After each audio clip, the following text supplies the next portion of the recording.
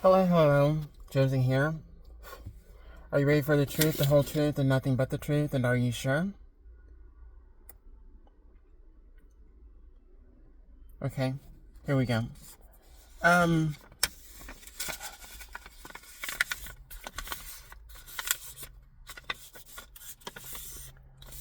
I talked about part of this a while back, and I'm going to speak on it a little bit more now because things have gotten.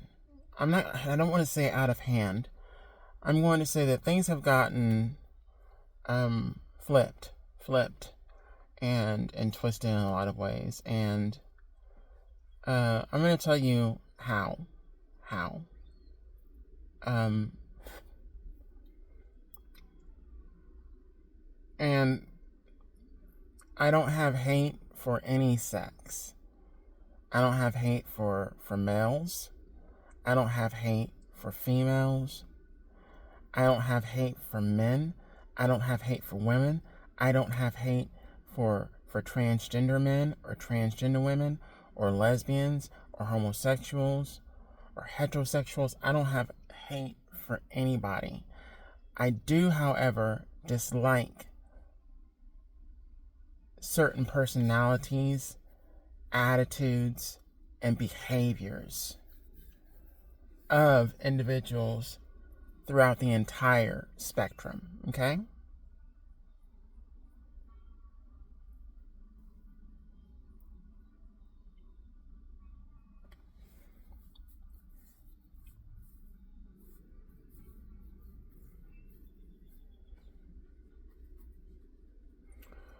Years ago, you had females that were very angry and pissed off because they could not get a checking account in their own name. They were not able to vote. They were not able to own property in their name. They had to be attached to a man or have a man to be able to do certain things. When women started getting into the workforce, first was world wars, right? A lot of women went to work and made things to help the war efforts. And that was, in a way, their first kind of rise amongst each other. They came together as women, as females, as wives, mothers even, sisters of these soldiers that were at war, to be of help and of aid. And they had a semblance of power. I'm reminded of the woman, I do not remember her name, the workforce Betty, I think her name was. I'm not sure. But she's on a poster, bandana, blue denim shirt, arm raised up, flexing. Woman power. And that empowered a lot of women. And people see that sign, women see that sign, and they feel empowered. Over the years, things progressed and got better for women. When it started was when they were able to get into the office to work as receptionist, data entry, positions where they were also able to assist and or help men within these company structures be able to perform their jobs and do their duties and whatnot. These women were the backbone, so to speak, within these office settings. They were able to form a bond, a union, even amongst the clerical workers.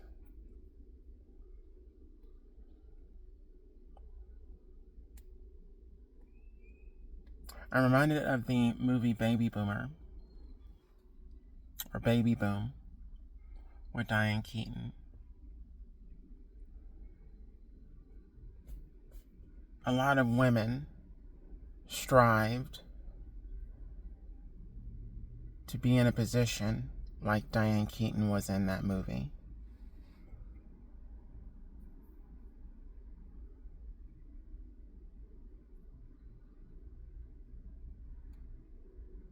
but they started from the bottom. How some of them worked their way up to the top may not have been fair, may not have been right. They may have used their feminine wiles and ways to get what they wanted. And they believed that that was okay, that that was fine, because that was going to advance them as well as advance women in general to be able to get into positions of power such as that. So once again, using their body to get what you want. I'm reminded of the Players Club. What Ronnie said to Ebony. You got to use what you got to get what you want.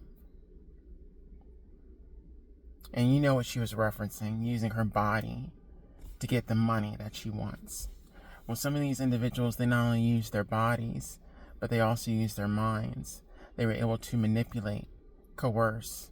They were able to switch things and flip things up in order to be seen better in the eyes of those that could put them in positions that they wanted to be in to get to that next level, get to that next step.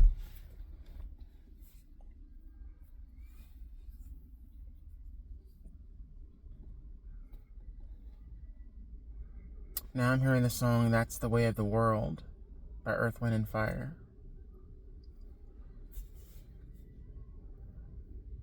When it comes to men, yes, there are men that were put into positions of power because of nepotism, or because of a friend, or because they were just a man. And they needed a man in a certain position. And they started from the bottom. They learned what they needed to learn. And they became successful. They got into other positions of power. They made money, so on and so forth. And it raised them up. Not everybody went to college. Not everybody went to university. A lot of these men did. Same thing with women. A lot of women, wasn't there a time where women were allowed to go to university? But then women got into university and they excelled at university and got their degrees and so on and so forth, which allowed them to be in certain rooms to be able to be considered. And a lot of them were overlooked. Even if they had the credentials, they were overlooked because somebody else was a man. I'm not saying that that's fair, I'm not saying that that's right, but I'm going to tell you what's changed now today. How it's really gotten flipped. You have women in positions that now do not want to allow men into their circle because they believe that if they allow a man into that circle, it's going to mess things up. It's going to take them out of power. It's going to take them out of position. You have women that are now owners of businesses and companies that only want women working in their business or their company.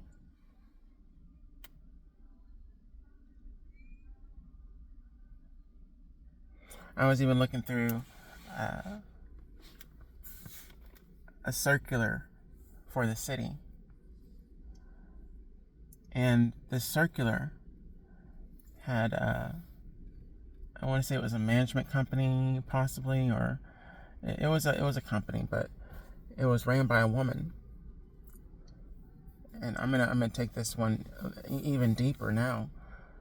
I looked throughout that whole picture photo op that they had, and there was only one melanated woman in that group. The rest of them were Caucasian. And I knew they only had one melanated person in that group, so that anybody, more than likely anybody that came to that business that wanted to deal with someone that was melanated, and or if they were a black customer, they would send that black customer to that melanated individual so that the other women wouldn't have to deal with it.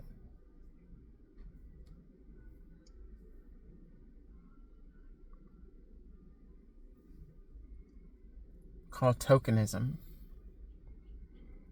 It's kind of the same thing back in the day where you maybe had one woman that was in a position, somewhat elevated position, amongst a whole lot of men that they had to maneuver around and possibly manipulate and be covert, as well as try not to step on any of these men's toes,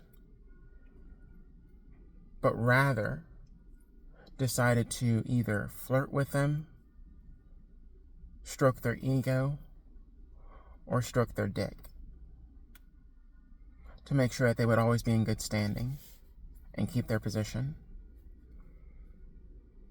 Always having someone on their side.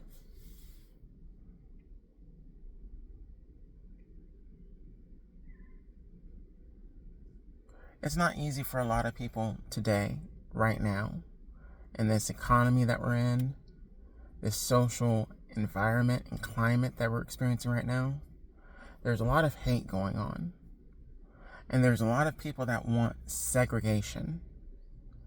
They want segregation. Now that certain individuals have achieved certain positions of power and or status, they now want to go back to segregation.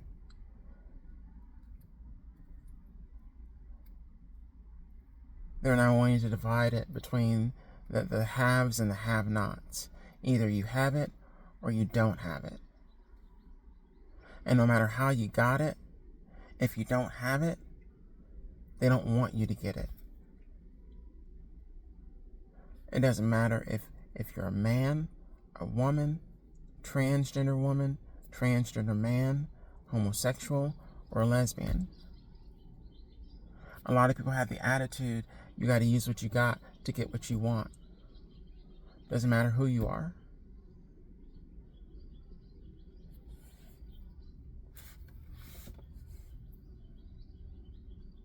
Is it fair? No, it's not fair. Because there are a lot of people that will not engage in certain behaviors and tactics. But then there are other people that want to try to force others to behave in manners and ways that they are not comfortable behaving in. And then telling them, well, if you do this, then you'll be able to get this, or you'll achieve this, you'll get this position of power. So to me, it's fucked up. You know, if I had chosen a long time ago to not even transition, which was natural for me, right? This was natural for me. Nothing was forced. Nothing was forced. This is a natural transition that happened in my life. And God even gave me He knew exactly who I was before I even came to this earth. He knew my makeup, He knew my character, He knew my behavior, my actions, my attitude. He knew all of that. He knew how I was going to be treated by people. He knew I was going to be talked about. He knew I was going to be manipulated and deceived and tricked and lied on.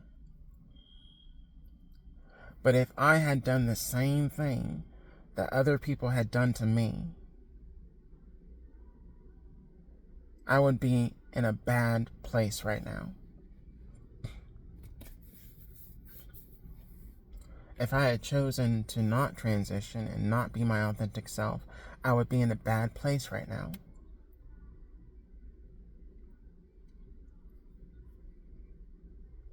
But you have other individuals that are lying to themselves and hiding who they truly are because they're scared to lose materialistic things, positions, authority, and power that doesn't even belong to them. They got it the wrong way. And when they leave this earth, they can't take it with them.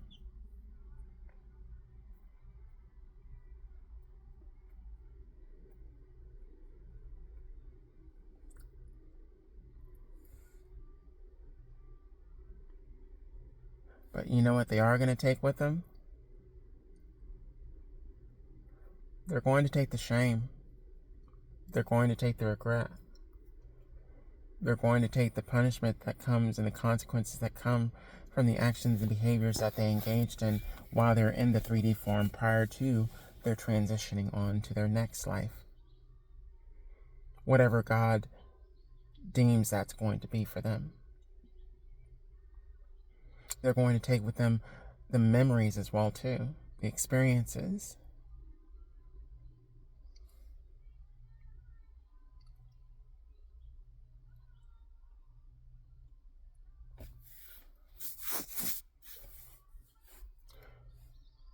You know that a lot of the women that went through the suffering and the trial and the anger and the upset years ago because they couldn't do certain things because they were not a man, because they didn't have a penis between their legs, they hold resentment. Not all of them, but a lot of them hold resentment. Resentment towards men, resentment towards other women that made it because they didn't make it. But, you know, they'll lie and let's say, oh, you know, I've got your back.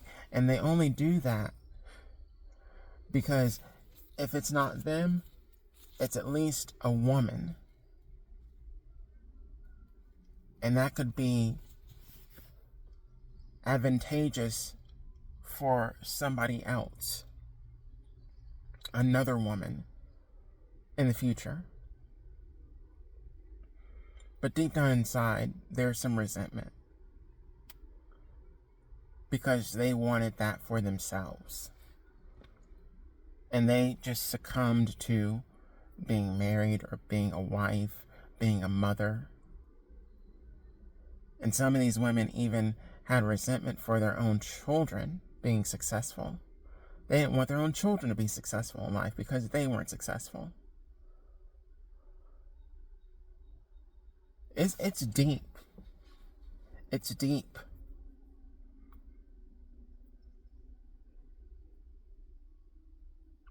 And it's upsetting as well too.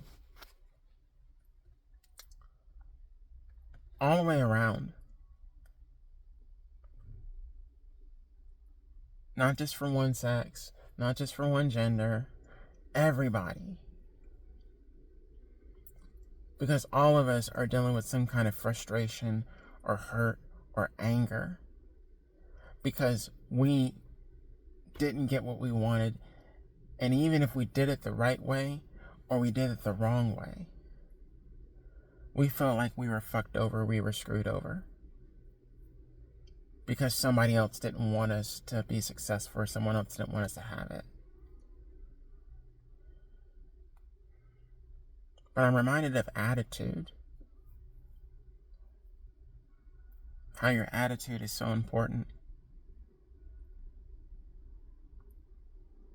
And a lot of people have the wrong attitude.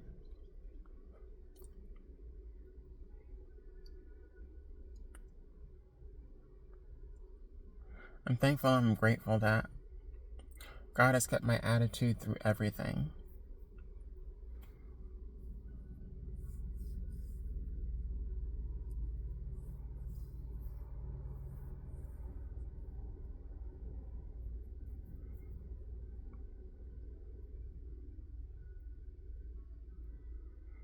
You see, I never wanted what somebody else had. A lot of women, as well as a lot of men, not all, but a lot of them, they look at other people and they covet and they want to take or they want exactly what somebody else has because they think that's going to make them happy. And then they get it, or they get a little taste of it, and it doesn't taste that good, especially when you got it the wrong way. And they'll try to make themselves feel better with the money, with the clothes, the shoes, the status, the house, the car. But as I said before, those materialistic things, those are just materialistic things.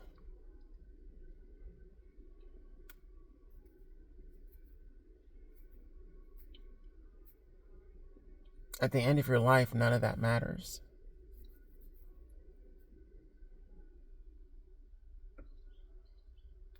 A lot of people's souls need a surgery.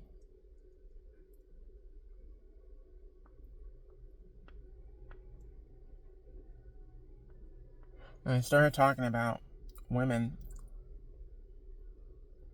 at the beginning of this message for a reason.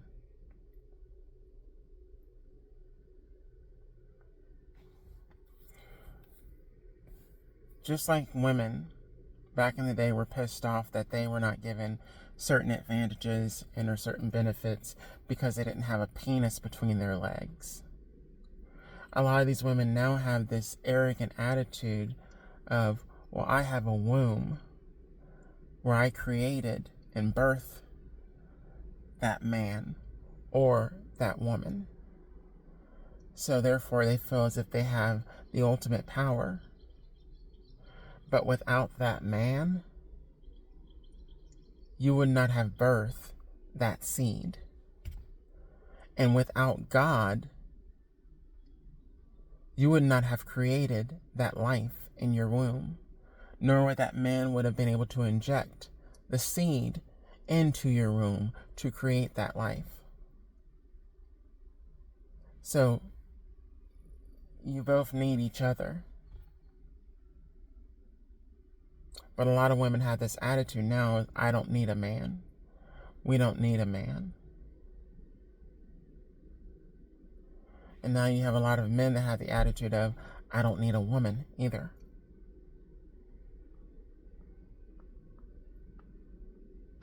There's a hate between the sexes.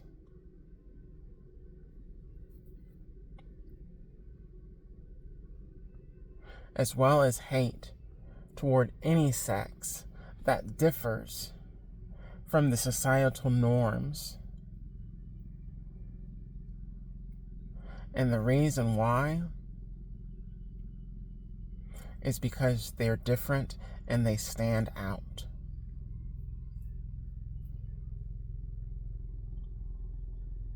And the one that stands out always gets abused the most. Even if they stand out in the right ways, they still get abused the most.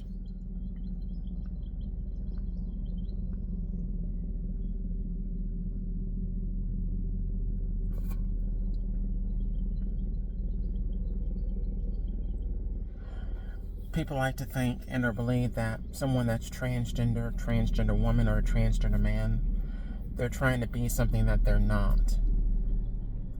There are some men that are not even men. They're still boys. And there are women that are not even women. They're still girls. And it's all about their attitude and their mentality.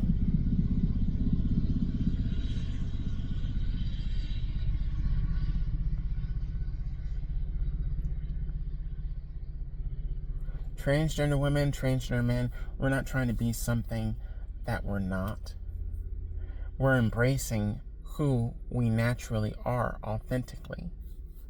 And we're being honest and truthful. And we're going out into a world and we're a nail that's sticking out, basically, that's out of place, so to speak. That's outside of the social norms. And we're being abused and we're being hammered and we're being bullied. And in a lot of ways, the same way that a lot of the women back in the day were abused and bullied and overlooked and hated on and treated as objects.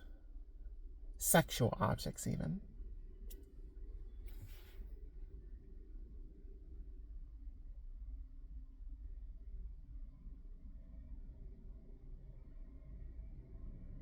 And a lot of these same women are doing that same crap today to other people. The same thing that was done to them years ago, decades ago, they're doing it to other people today. The same shit that they had to put up with and deal with, they're having other people, making other people put up with that same crap they dealt with, and they think it's okay. You remember back in the day, you know, the clerical assistant, the data entry, or whatever, the office girl, whatever, might have had an idea and they shared it with the boss, but the boss didn't give them credit for it. The boss took the credit for their own, used their idea, and then made money, and then got to a higher position. There are women in positions of power that are doing the same thing to men as well as other women.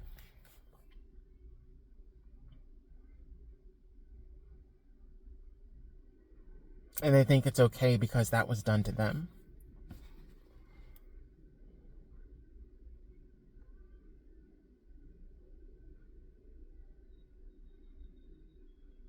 The one that did it to me now has cancer. So she may have made millions, but she's not enjoying those millions. The money that she made is going towards her treatment. And whatever is left that goes to her kids, he's not going to enjoy it. That's blood money. That's money that was gained off of somebody else's creativity and somebody else's idea. They're not going to be successful with that money. That money is going to be basically going down the drain.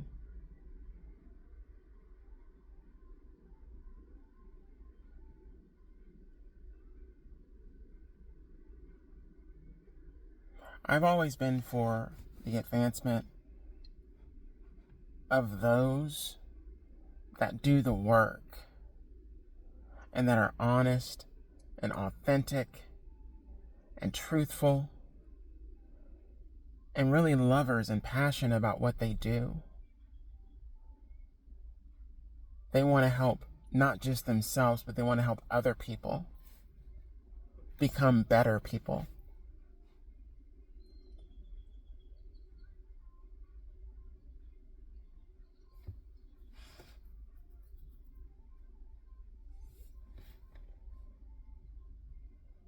You don't have a lot of those people out there today.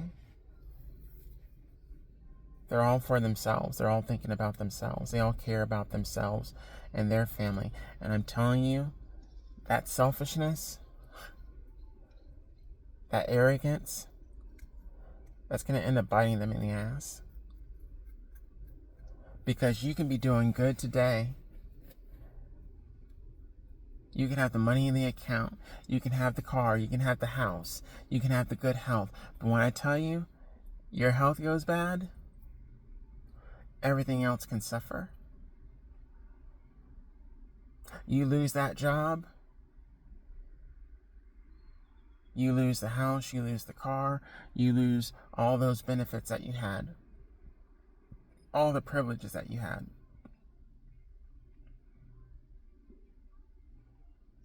Those children that you did the evil and wicked things for in order to make sure that they had money, that they were good, that they were happy, and so on and so forth, those children could fall ill and pass away. And then you're in a state of depression for the rest of your life. It's amazing how God works. Good and bad.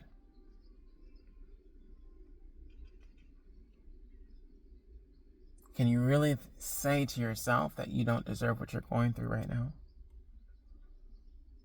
And can you actually say to yourself that you are deserving of what you're experiencing right now, whether good or bad? A lot of people can say, oh, I'm deserving of the good things that are happening in my life. They can justify that. But when things go bad, they want to blame everybody but themselves. They want to blame God. They want to blame this person. They want to blame that person. And they don't look at their behaviors, and they don't look at their attitude.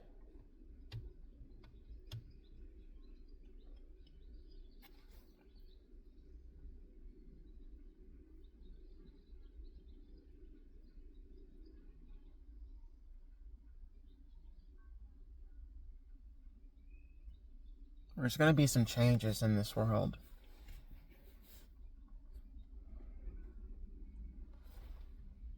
It's time for individuals to take responsibility for the things that they've done.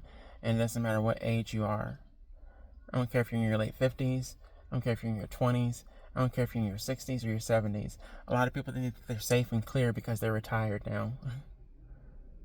They think that they're safe and clear because they're no longer doing the certain things that they were doing before because they got what they wanted, got what they needed, and then got out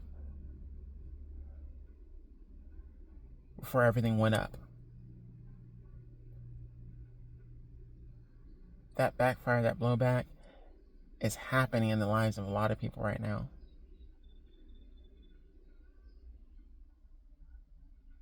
And I'm telling you,